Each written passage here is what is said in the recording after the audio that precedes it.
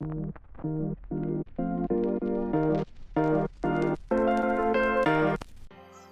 beautiful people. This is Farida. I talk about living a life of ease through remote work and travel.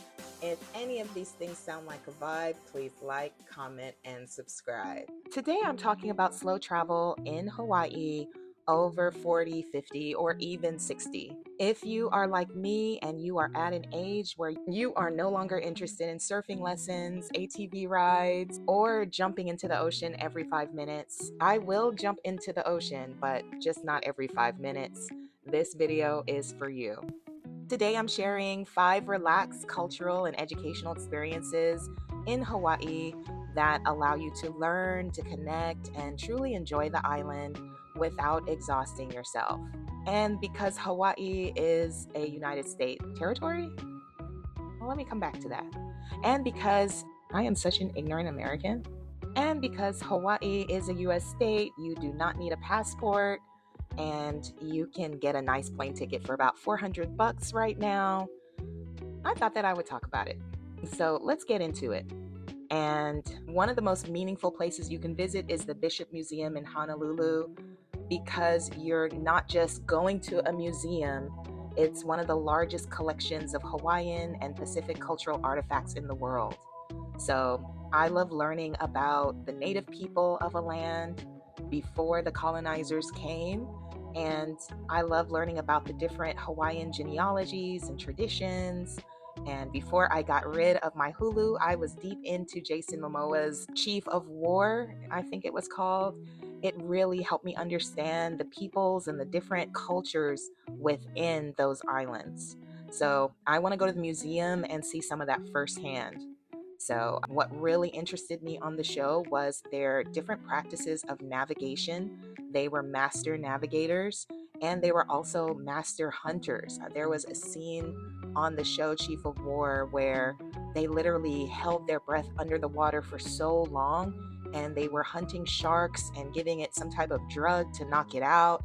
Oh my gosh, it was so fascinating how they were doing it and how they were training the young men to carry rocks and go under the water for long periods of time to hold their breath. That's the kind of stuff that I can learn about all day long.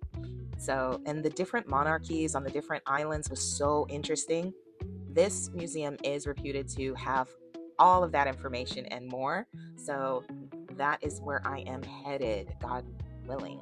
And you can explore at your own pace. It's a very spacious museum, and you can learn. And when you get tired, you can take a break, and then you can learn some more and go get something to eat.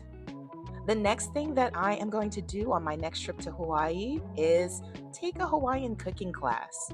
Hawaii has so many different cultural influences, but I want to learn more about the ancient Hawaiian foods, like the cultural Hawaiian dishes, not so much the Japanese dishes or the American things that came in. So I want to learn how to prepare dishes like poi and the fresh island fish and lau lau and their coconut and pineapple desserts that are so tasty instead of just chowing down on malasadas. So that will be my healthier and more relaxing activity. The classes that you can go to are seated and relaxing and interactive, and you'll leave there with recipes and stories and a deeper understanding of how the food connects to the land and the ancestry before the colonizers brought over this spam and the preserved foods and the chemical foods that is making so many people sick in Hawaii and the mainland. So that will be more enriching and more gentle on my stomach. I'm not even going to lie, I got really sick in Hawaii from so many of the food trucks, and I think I'm going to have a different strategy next time around. And then you can also go to Lolani Palace. And I had the opportunity to go last time, but I instead I did more of the shopping things and I did more laying on the beach. And this time I want to learn more about the culture. I want to learn more about the king and the queen and the overthrow of the Hawaiian kingdom. As sad as it is, those things are very important to know. It's important to know the history of a people so that you can understand their challenges, their struggles, and how they are trying to hold on to their culture. And this tour is guided and slow paced, and there are lots of seating areas. So I really want to do that. And of course, I've got to go back to my botanical garden. Last time I went to the Ho'omaluhia Botanical Gardens, and it was fantastic. I went with my daughter and my son-in-law, and I'm telling you, they didn't even see it. And they've been living there for a while, and we were just oohing and eyeing. This has to be one of the most beautiful botanical gardens I've ever seen in my life. It's 400 acres. It is exotic. It's one of the most beautiful things I've ever seen. And it's something that will just leave you breathless at the beauty of God's creation.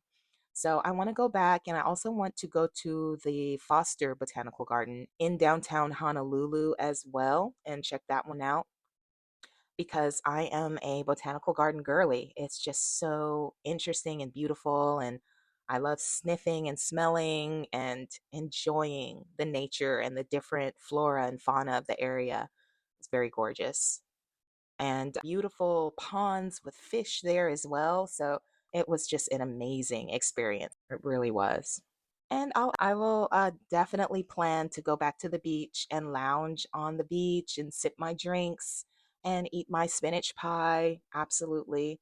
But my priority is not going to be the high intensity, daredevilish type of activities. I'm going to take it easy and I'm going to stroll and learn and absolutely eat delicious food, but I want to learn more about the people, about the history, about the culture, about what the US did to these people and how they persevered.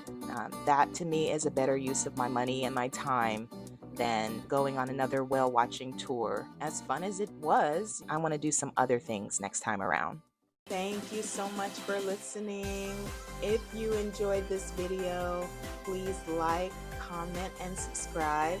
Share with a friend. Hit the thanks button right here on YouTube. And check out my Trusted House Sitters link if you want to travel without paying an arm and leg for accommodation. And check out my Turkey retreat in July 2027. Information is in the description box. Have a great day. Bye.